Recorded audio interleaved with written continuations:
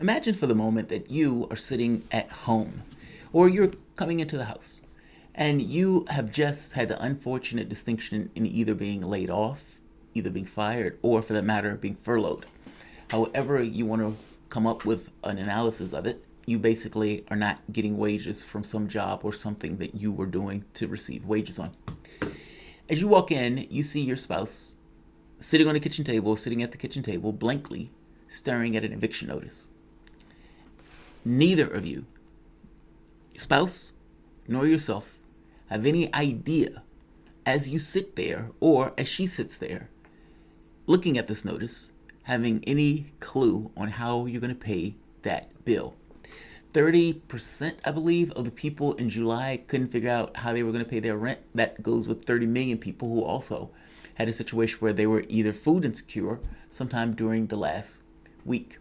This was during the time that the extra 600 stimulus was going on, and this was during the time where the eviction moratorium, at the very least for some federal properties, was in play.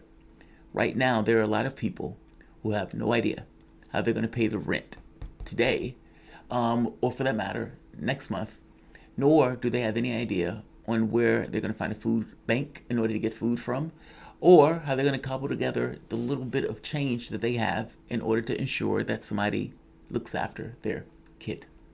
This is not a good situation to be in. This is utterly terrifying. Not knowing where you're going to live, not knowing how you're going to eat, not knowing how you're going to fund and pay for yourself. Those things are dramatically terrifying or traumatic for family to have to engage in. The catch becomes, well, what is the solution? Those companies, still there. The place where I was living, still there. And yet, a legal issue is barring me from either working at that company in order to make that ends, or for that matter, getting back into my home in order to live so I don't get thrown out into the streets. This, right off the bat, you can imagine, will give a certain perspective of the world that may make you a little bit more, looking for a political solution to something where you realize that there is no economic solution to the reality to which you find yourself. Meaning, you did nothing wrong. You went out, you got your job, you did your job, and based on policy goals, policy factors of this country, you have either lost your job or your company just no longer exists. And with it goes your ability to pay for the things that you need. The modest provisions that the government put in at $1,200 in addition to the $600 was at the very least keeping people level. Some, anyway. But at the end of the day, you're still talking about 30 million people without a job, roughly the same amount without health insurance. A lot of people who don't know how they're going to pay for their bills or the COVID-19 bills that they've now being diagnosed with. And like I said before, a lot of people who don't know how they're going to remain in their homes or for the matter where they're going to live. This invariably creates a sort of politics where people are looking for people who are more certain in their political objectives and more clear in regards to what they want to accomplish when they get in that office. And in this case, you're talking about lefties. Now, 7 of the last Democratic incumbents in the House of Representatives that have been taken out by lefties. And last night was no different. You had Cori Bush, homeless at one point, nurse, activist, leader of many of the Black Lives Matter protests, take out Lacy Clay, who has been there for nearly 20 years and whose dad was there for 32 years before he got there. Meaning you had a dynasty, a family that basically held that seat, the first first House of Representatives in Missouri, for over 50 years. Clay lost. Cori Bush ran, I think it was in 2018, and she lost that race. But emboldened by the protest movement that's been sweeping the United States, perspective shift in the American public on those protest movements, meaning even people who didn't participate had a shift in how they viewed either cops or how they viewed those issues associated with the way those cops engage with the African American community, or for that matter, community in general. I mean, cops kill 1,000 people a year. Blacks only make up 13% of this population. Even if you come up with a skew of like 24%, you're still talking about a predominance of whites being shot. Cori Bush has won. Cori Bush is a lefty's lefty. And it is vitally important that the people who are sitting in your Congress, Senate, or House of Representatives have perspectives of the world and experiences of the world that inform their point of view. And part of that informing the point of view has to do with issues of what it's like to live in poverty. It gives you a shift in your point of view of the world. It makes you realize, it makes your pain, or allows that pain to associate with other people and connect you to the various people in your society that is incurring a similar trial. If you never lived through this, it would be hard, if not impossible, to even bring you to the point of view that Cori Bush has accrued over the course of her lifetime. Cori Bush wins. It takes out Lacy Clay. Welcome to the soapbox.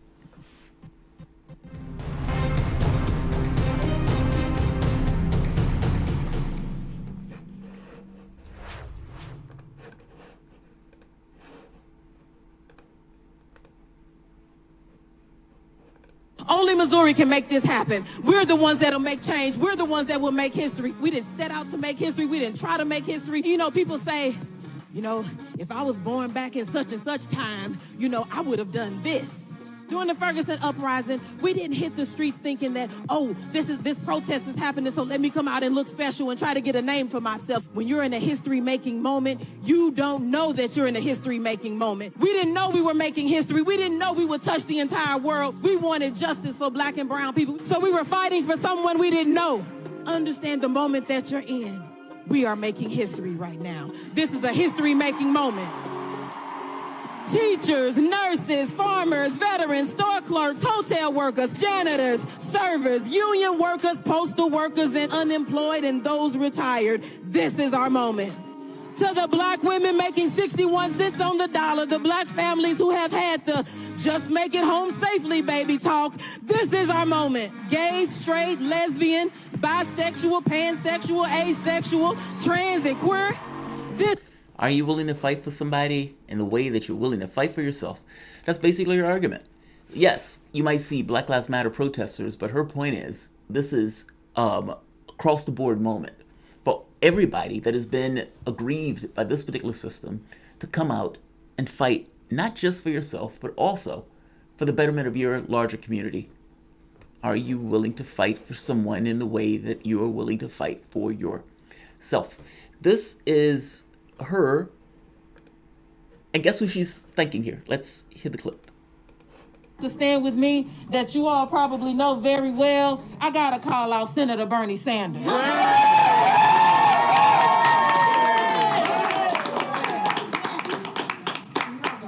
And let me also... Here's a question.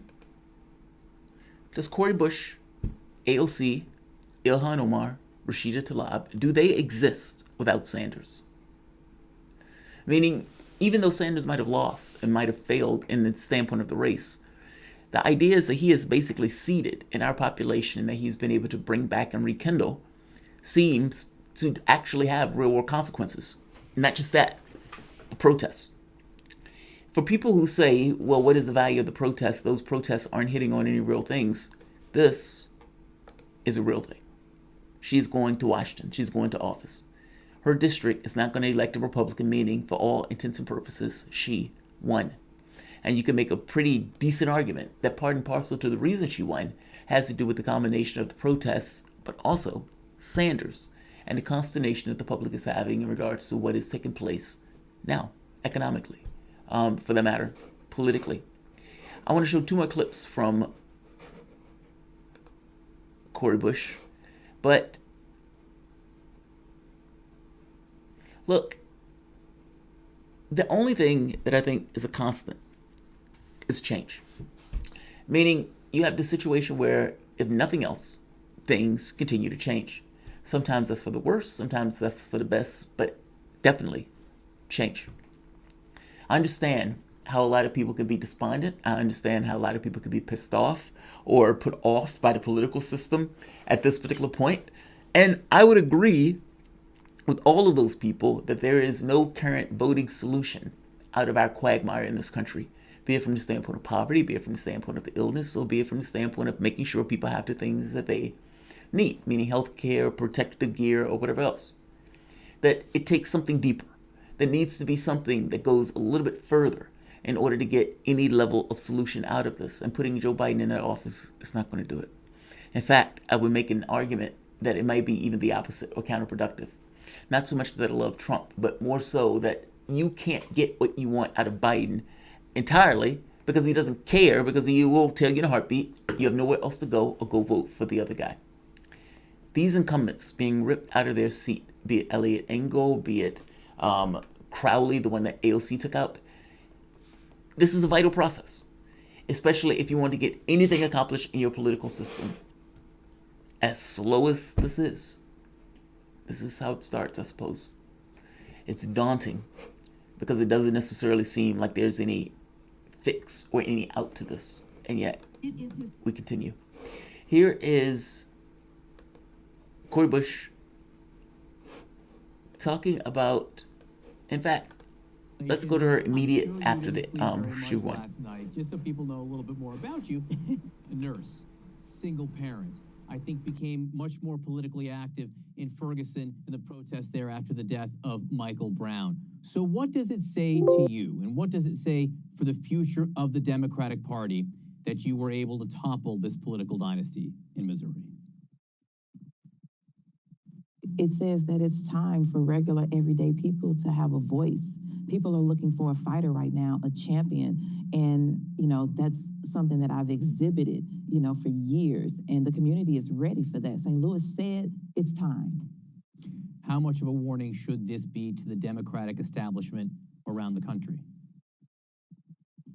Oh my gosh, with my brother Jamarl Bowman winning, recently out in New York, it's just saying, look, either, do some things differently, because the old ways of doing things, let's retire that, and let's start making sure that these districts are taken care of, and that the people are being that the goals are being met, of regular everyday people, because we're the ones that have to walk through and live this out. So now they're seeing that it's not impossible anymore. These machines, we have a machine, and it's called the people. God, I love that statement. Because her basic point is like, look, Congress and politics for the longest time has not worked for the American public.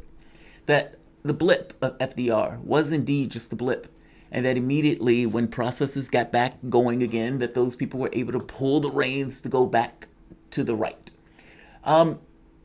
You're in the middle of a crisis, multiple crises. Everything from environmental, everything from economic, and even social. And those things didn't necessarily come out of nowhere.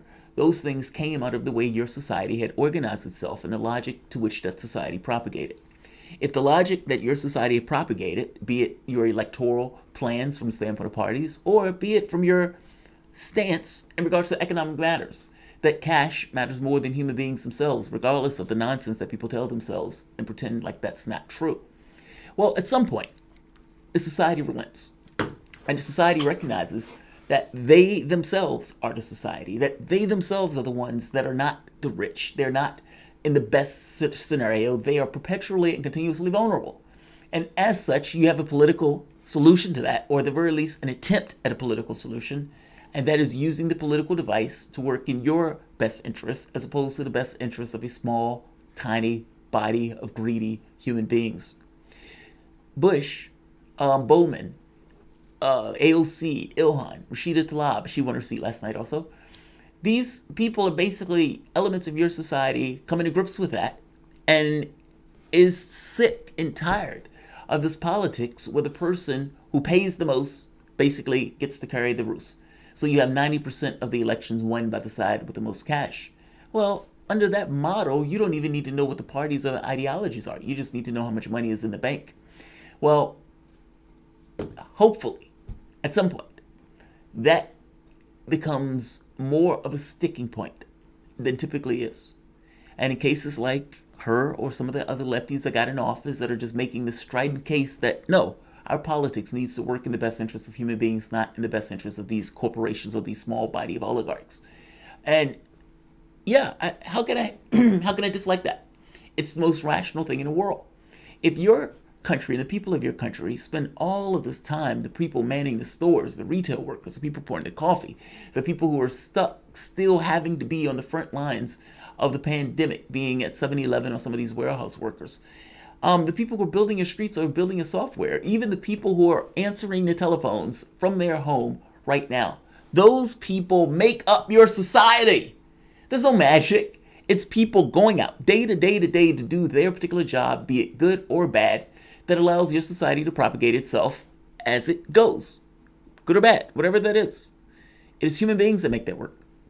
The idea that your government will turn a blind eye to the suffering and the plight of all of these people in the society, you're talking about like 30 million people, is abysmal and appalling. And what response do you think the public should give to a government that is willing to basically ignore its pains and its issues? They should be pissed off. They should be in the streets. Your government has basically given all of this money away to oligarchs and then turned around and let the money that was supposed to go to the human beings expire. The modest $1,200, the modest $600 would be the least of what your government can do to just keep itself afloat. People were experiencing dire situations, and that was with the $300, that was with the eviction moratorium, and that was with the $600. Right now, that is going to get prodigiously worse. Like, share, subscribe, and shout out to Cori Bush and her win. Congratulations. Xavier Foster, the Black Lives Matter fad will dissolve after the election. Again, yes, I agree. They haven't helped anyone, and the establishment is using them to vote chaos. You're just pawns. Yes and no. I mean, so there are two thoughts. And I know you think they conflict, but most things in reality are not just one way or the other. Oftentimes they're a blending of both. It is true that Democrats would like to use the Black Lives Matter movement in order to kind of get bang for its buck politically. 1,000% agree. It is true that Black Lives Matter should not allow that to take place, meaning they should come out and distinguish themselves from the Democratic Party in order to show that they are separate and distinct and not just basically pawns to be used for political gamesmanship. That is also true. It is also true and unfortunate that it doesn't seem like Black Lives Matter is going to do that. And immediately after Joe Biden wins, the first thing that Joe Biden is going to try to do is get rid of any notion of Black Lives Matter. The media is going to stop covering the protests, if indeed those protests still continue. And they're going to sweep it under the rug, and they're going to try to move away from it. Yes, they are being used. But the point that Black Lives Matter has to understand, though, is that whether they're trying to be played and to be used in this way or not is secondary. They have their own political objectives, and they need to make those political objectives clear and beyond any notion of party politics. I agree with you that it kills it if it's going to go into party politics. But I do think it's wrong to say that it hasn't had consequences. I mean, if you look at some of the political races, even the energy that it dumped into many of the races across the United States, especially from the standpoint of the left, was bolstered by those protests, including Jamarl Bowman. I have a hard time believing Jamarl Bowman wins that race if it wasn't for the protests. So, I mean, Xavier, it's just more complicated and more nuanced. And it's not just one thing. It's a little bit of multiple things. Like, share, and subscribe. I'll be back.